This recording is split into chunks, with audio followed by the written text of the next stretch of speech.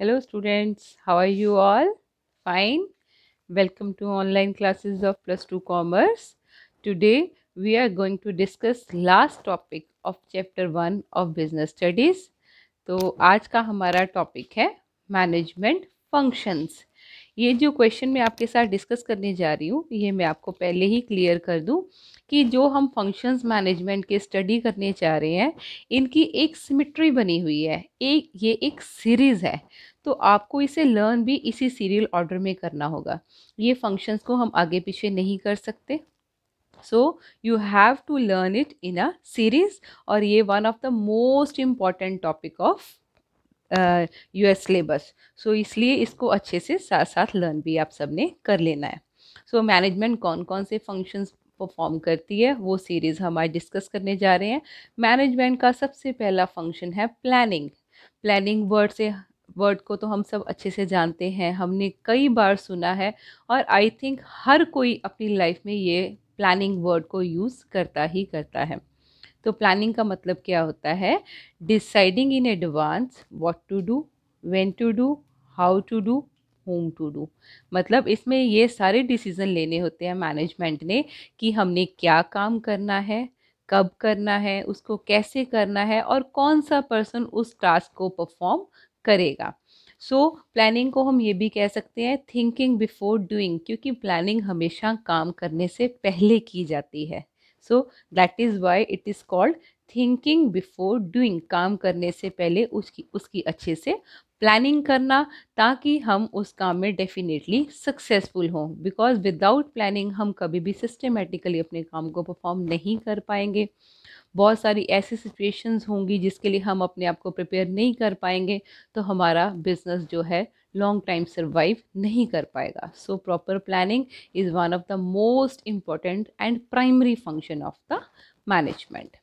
Planning के बाद second number पे टर्न आती है ऑर्गेनाइजिंग की। ऑर्गेनाइजिंग का पहले मैं आपको ब्रीफली मीनिंग बता देती हूँ। ऑर्गेनाइजिंग का मतलब होता है हर चीज़ को प्रॉपरली ऑर्गेनाइज करना।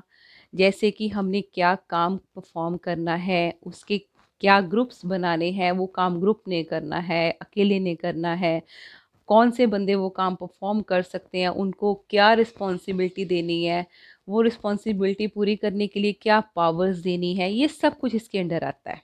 अगर अभी आपको मेरी वर्डिंग क्लियर ना हुई हो तो हम इसके सारे पॉइंट्स डिस्कस करने जा रहे हैं, जिससे आपको अच्छी तरह क्लियर हो जाएगा कि इसमें क्या क्या आता है।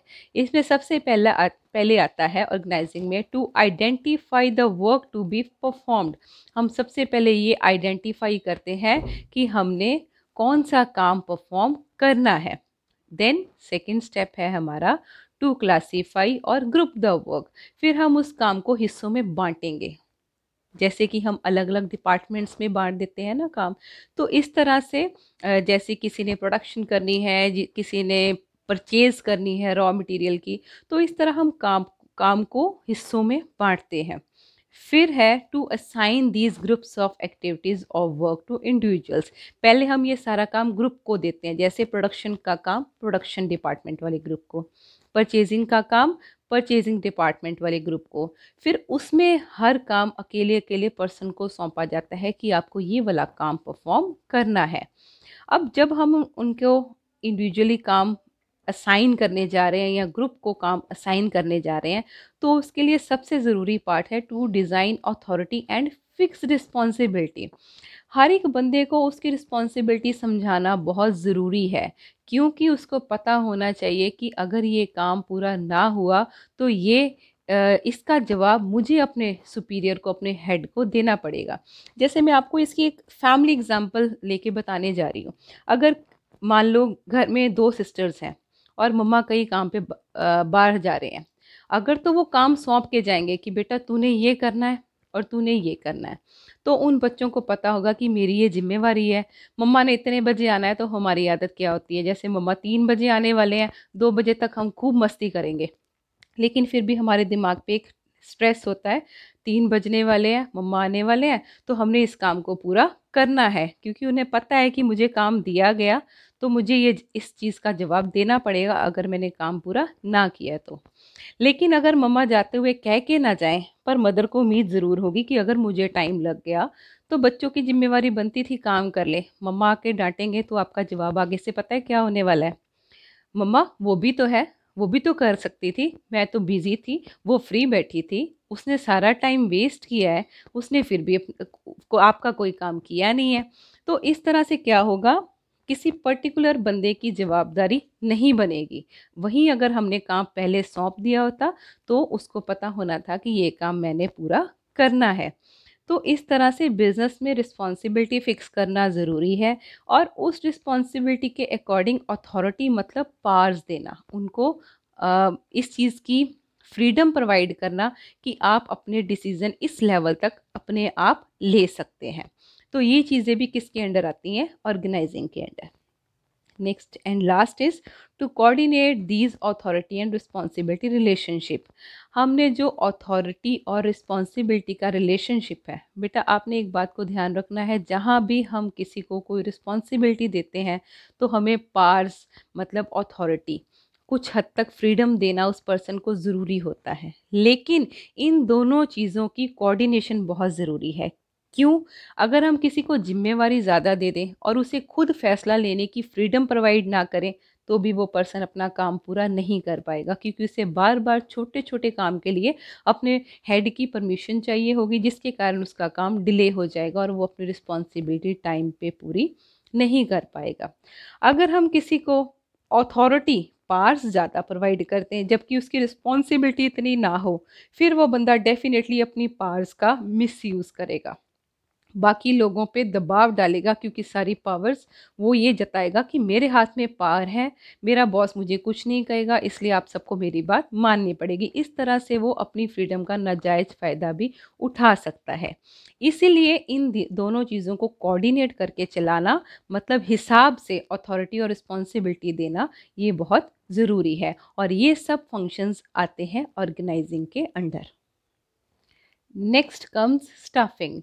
थर्ड फंक्शन है मैनेजमेंट का स्टाफिंग। स्टाफिंग का मतलब होता है फिलिंग द वैकेंसीज, मतलब जो भी वेकेंट पोजीशंस हैं उन्हें फिल करना, एंड कीपिंग देम फिल्ड, और जब भी दोबारा कोई वैकेंसी अराइज हो जाए तो फिर से पर्सन को अपॉइंट करना और उतने पर्सनस या उतना स्टाफ अपने पास अपॉइंट करके रखना जितनी रिक्वायरमेंट है, क्योंकि अगर स्टाफ मिसिंग होगा तो हमारे जो सारे टारगेट्स हैं वो कंप्लीट नहीं हो पाएंगे, कहीं ना कहीं कोई ना कोई डिपार्टमेंट हमारा सफ़र करेगा। तो स्टाफिंग का मतलब होता है कि जितनी वैकेंसीज हैं उन्हें हमेशा रिक्वायरमेंट के अकॉर्डिंग फिल करके रखना। इसमें भी कुछ स्टेप्स आते हैं, इन्हीं स्टेप्स के बेसिस पे आप इसकी सारी एक्सप्लेनेशन दे सकते हो। इसमें सबसे पहले आता है मैन पावर प्लानिंग। इसमें हम पहले ये प्लान करते हैं कि हमें अपने बिजनेस में कितने पर्सनस की रिक्वायरमेंट है। फिर हम रिक्रूटमेंट, सिलेक्शन एंड ट्रेनिंग करते हैं। रिक्रूटमेंट मैंने ब्रांचेस ऑफ मैनेजमेंट में भी डिस्कस किया था। इसका मीनिंग, रिक्रूटमेंट का मतलब होता है कि लोगों को कोई भी ऐड वगैरह देके, जैसे न्यूज़पेपर में, टीवी में ऐड देके उन्हें इस चीज़ के लिए मोटिवेट करना कि आप आओ, हमारी ऑर्गेनाइजेशन में जॉब वैकेंसीज निकली हैं, उसके लिए अप्लाई करो। इसको कहते हैं रिक्रूटमेंट। देन है जो कैंडिडेट्स हमारे पास रिक्रूटमेंट के थ्रू आते हैं उनमें से हम करते हैं सिलेक्शन। सिलेक्शन करने के बाद सिलेक्शन के लिए हम इंटरव्यू वगैरह कंडक्ट करते हैं, जो भी हमारा प्रोसीजर होगा। उसके बाद जो पर्सन सिलेक्ट होते हैं उनकी ट्रेनिंग होती है, ताकि वो हमारी ऑर्गेनाइजेशन के काम को अच्छे से समझ के परफॉर्म कर सके। नेक्स्ट स्टाफिंग में मैनेजमेंट ने क्या करना होता है, प्लेसमेंट ऑफ मैन पावर, मतलब जो पर्सन जिस जॉब के लिए फिट बैठता है उसको वहाँ पे प्लेसमेंट करना। देन है development, promotion, transfer and appraisal. ये सब बहुत इम्पॉर्टेंट पार्ट है स्टाफिंग का, क्योंकि जब हम अपना स्टाफ अपॉइंट करते हैं, ना वो पर्सन चाहेगा ना ही हम चाहेंगे कि उसका लेवल हमेशा सेम रहे। उसकी डेवलपमेंट बहुत ज़रूरी है। उसके लिए सेमिनार्स या कोई भी ट्रेनिंग का जरिया अडॉप्ट किया जा सकता है, ताकि टाइम टू टाइम उनकी डेवलपमेंट उनकी डेवलपमेंट होती रहे और वो अपडेट होते रहें। नेक्स्ट है प्रमोशन। अगर कोई काम बहुत अच्छा कर रहा है तो उसे क्या प्रोवाइड करना, प्रमोशन या ट्रांसफ़र, जैसे एक ब्रांच से दूसरी ब्रांच में ट्रांसफ़र कर देना।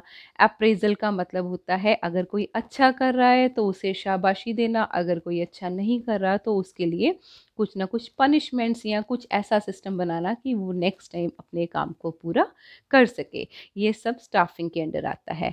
लास्ट है डिटर्मिनेशन ऑफ एम्प्लॉय रेम्यूनरेशन। इसमें ही हमने स्टाफिंग में ही डिसाइड करना होता है। रेम्यूनरेशन का मतलब है सैलरीज, कि हमारे पास जो स्टाफ है हमने उनको उनकी कैपेबिलिटी के अकॉर्डिंग कितनी रेम्यूनरेशन मतलब सैलरीज प्रोवाइड करनी है। तो ये था सारा स्टाफिंग। अब हमारा फोर्थ स्टेप जो मैनेजमेंट के फंक्शंस का है वो है डायरेक्टिंग। डायरेक्टिंग का मतलब क्या होता है कि अपने एम्प्लॉयज़ को गाइड करना, उन्हें एक डायरेक्शन देना ताकि उन्हें पता चल सके कि उन्होंने क्या काम परफॉर्म करना है, क्योंकि अगर उन्हें सही डायरेक्शंस मिलेंगी तभी हमारी ऑर्गेनाइजेशन का गोल अचीव हो पाएगा। अब उन्हें डायरेक्शंस देने के लिए 4 फंक्शंस परफॉर्म करने पड़ते हैं मैनेजमेंट को। सबसे पहले है लीडरशिप, मतलब मैनेजमेंट को एज अ लीडर उन्हें लीड करना होता है, उनकी प्रॉब्लम सुननी होती है, उन्हें गाइड करना होता है। So all that is leadership. Leadership तो हम बहुत छोटे होने से ही सीखना शुरू कर देते हैं। लीडर का मतलब क्या होता है? लीडर का मतलब जैसे हम क्लास में भी आपके लीडर्स अपॉइंट करते हैं ताकि वो बाकी बच्चों की प्रॉब्लम्स ऑफिस तक पहुंचा सकें, उनको सपोर्ट कर सकें, उनको हैंडल कर सकें। अगर टीचर की एब्सेंस है क्लास में तो बच्चे संभाल सके, वो लीडर जो चुना गया है वो क्लास को संभाल सके। लाइक दैट यही काम होता है लीडर्स का ऑर्गेनाइजेशन में, कि उन्होंने अपने अंडर जो भी सबॉर्डिनेट्स हैं उनको लीड करना है, मतलब उनको गाइड करना है, उनकी प्रॉब्लम्स को सॉल्व करना है। Next is communication. डायरेक्शंस देने के लिए कम्युनिकेशन बहुत ज़रूरी है। हम बोल के ही अपनी बात दूसरे को समझा सकते हैं। तो अगर सामने वाले को प्रॉब्लम है तो वो भी अपनी बात कम्युनिकेट करके डिस्कस करेगा कि ये प्रॉब्लम आ रही है, फिर उस प्रॉब्लम को दूर कैसे करना है वो भी हम कम्युनिकेशन करके ही डिस्कस कर सकते हैं। तो डायरेक्टिंग के लिए कम्युनिकेशन भी एक इम्पॉर्टेंट पार्ट है। Third is motivation. मोटिवेशन का मतलब होता है उत्साहित करना, ताकि हर एम्प्लॉय अपनी बेस्ट परफॉर्मेंस प्रोवाइड कर सके, कभी भी वो अपने हिम्मत को डाउन ना आने दे और अपनी बेस्ट देने की हमेशा कोशिश करता रहे। Last is supervision. सुपरविज़न का मतलब होता है काम करते हुए अपने सबॉर्डिनेट्स की निगरानी करना। अगर सबॉर्डिनेट्स और सुपीरियर का मीनिंग आपको क्लियर नहीं है, मैं यहाँ पे फिर से डिस्कस करने जा रही हूँ। सुपीरियर वो होता है जो हेड होता है, मतलब जो ऊपर वाली पोस्ट पे होता है। सबॉर्डिनेट जो उसके अंडर आता है। अब मान लो ए के अंडर बी काम कर रहा है तो ए सुपीरियर हो गया, बी सबॉर्डिनेट हो गया। अब बी के अंडर भी कोई काम कर रहा हो सकता है, तो मान लो बी के अंडर सी काम कर रहा है तो सी के लिए बी उसका सुपीरियर हुआ और बी के लिए सी उसका सुबॉर्डिनेट हुआ। Is it clear? मतलब जो भी ऊपर वाले लेवल पे आता है वो सुपीरियर होता है, जो उसके अंडर आते हैं वो सुबॉर्डिनेट्स होते हैं। तो सुपरविज़न में सुपीरियर ने अपने सुबॉर्डिनेट्स को सुपरवाइज मतलब उनकी निगरानी करनी होती है, ताकि अगर कोई प्रॉब्लम है तो वो हमें शुरुआत में ही पता चल जाए, हम उनकी कमियों को दूर कर सकें। या फिर अगर उनको प्रैक्टिकली काम करते हुए कोई प्रॉब्लम आ रही है तो वो अपने सुपीरियर से उस चीज़ का गाइडेंस लेके अपनी प्रॉब्लम को दूर कर सकते हैं। इसे कहते हैं सुपरविज़न करना। तो ये सब आता है डायरेक्टिंग के अंडर। इन 4 स्टेप्स के थ्रू ही हम अपने सबॉर्डिनेट्स को डायरेक्शंस प्रोवाइड कर सकते हैं और प्रॉपर मैनेजमेंट कर सकते हैं। नेक्स्ट है हमारा coordination. Coordination it is the essence of management at all levels. Coordination बहुत ज़रूरी है, हर लेवल पे चाहिए। कोऑर्डिनेशन का मतलब होता है सबको आपस में मिला के चलाना। अब मैनेजमेंट सबको, हर डिपार्टमेंट को उनके टारगेट्स प्रोवाइड कर देती है। अब उन डिपार्टमेंट्स को उन्हीं टारगेट्स के अकॉर्डिंग काम करना होता है और उन सभी डिपार्टमेंट्स को मिला के चलाना ये मैनेजमेंट का काम है। क्योंकि अगर हर डिपार्टमेंट अपने अकॉर्डिंग काम करना शुरू कर देगा तो कभी भी हमारा मेन गोल अचीव नहीं हो पाएगा। तो मेन गोल को अचीव करने के लिए कोऑर्डिनेशन मतलब सबका आपस में तालमेल बना के चलना, सबको आपस में मिला के चलाना बहुत ज़रूरी है। और ये किसका काम है? ये काम भी मैनेजमेंट का ही है। लास्ट फंक्शन ऑफ मैनेजमेंट है कंट्रोलिंग। कंट्रोलिंग का मतलब होता है कि अगर कोई कमी पेशी है तो वो कमियों को फाइंड आउट करना और उन्हें दूर करना, ताकि नेक्स्ट टाइम वो कमी दोबारा दोहराई ना जाए, वो रिपीट ना की जाए। तो इसके लिए भी हमें कुछ स्टेप्स फॉलो करने पड़ते हैं। कंट्रोलिंग में हम सबसे पहले क्या करते हैं, इस्टेब्लिश स्टैंडर्ड्स ऑफ परफॉर्मेंस, मतलब हर बंदे का पहले टारगेट डिसाइड करते हैं और उन्हें बताते हैं कि इतने टाइम में आपको इतना काम पूरा करना है। नेक्स्ट, मेजरिंग एक्चुअल परफॉर्मेंस, फिर वो अपनी परफॉर्मेंस को एक्चुअली परफॉर्म करते हैं, तो हम उनको उसकी परफॉर्मेंस को मेजर करते हैं कि उसने कितना काम प्रोवाइड किए गए टाइम में किया है। फिर उसके बाद हम करते हैं comparing actual performance with the standard performance. अब हम कंपेयर करेंगे कि हमने उसको कितना काम दिया था और उसने कितना काम परफॉर्म किया है। अगर तो उसने टारगेट से ज़्यादा काम किया है, it means he is going well, तो वहाँ पे कोई कमी नहीं है, तो हमें वहाँ पे कोई खिंचाई या कोई कंट्रोल करने की ज़रूरत नहीं है। लेकिन प्रॉब्लम तब आती है जब कंपैरिजन करने पे हमें फाइंडिंग डेविएशंस इफ़ एनी, अगर हमें वहाँ पे डेविएशंस का मतलब होता है कमियाँ मिल जाती हैं। इसका मतलब है हमने उन्हें काम तो ज़्यादा दिया था, लेकिन उन्होंने जो एक्चुअल परफॉर्म किया है वो टारगेट परफॉर्मेंस से कम है। इट मीन्स वो अपने टारगेट को अचीव नहीं कर पाए, तो डेफिनेटली वहाँ पे कोई ना कोई कमी रही है। अब हमें वो फाइंड आउट करना होगा कि ये कमी क्यों आई। तो उसके अकॉर्डिंग लास्ट स्टेप हमारा होगा टेकिंग करेक्टिव एक्शन। हमें उस हिसाब से अपना स्टेप उठाना पड़ेगा, अपना डिसीजन लेना पड़ेगा, ताकि नेक्स्ट टाइम ये प्रॉब्लम दोबारा अराइज ना हो और वो अपने टारगेट को अचीव कर सके। So that is all about controlling. ये थे सारे steps of functions of management. Let me remind you कि ये सारे फंक्शंस इसी सीरियल ऑर्डर में आपने याद करने हैं। कोई भी फंक्शन आप आगे पीछे करके नहीं लिख सकते। As per PSEB board, Punjab school education board के अकॉर्डिंग ये वाला क्वेश्चन 6 मार्क्स के लिए very very very important question है। CBSE के लिए भी ये one of the important topic है, इसीलिए इसको अच्छे से आप समझ के लर्न ज़रूर कीजिए। और अगर आपको कोई क्वेरीज करनी है तो आप वो भी कमेंट बॉक्स में अपनी क्वेरीज कर सकते हैं। I will definitely see and answer your queries. So that's it for today.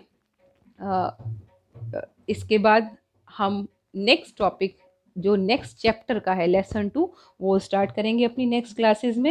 So thank you, have a nice day and don't forget to like and subscribe this channel for continuation of your online classes, ताकि आप बिना disturbance के corona के चलते जो situation चल रही है उसमें भी अपनी स्टडी को कंटिन्यू रख सकें। So stay home, stay safe. Thank you, have a nice day.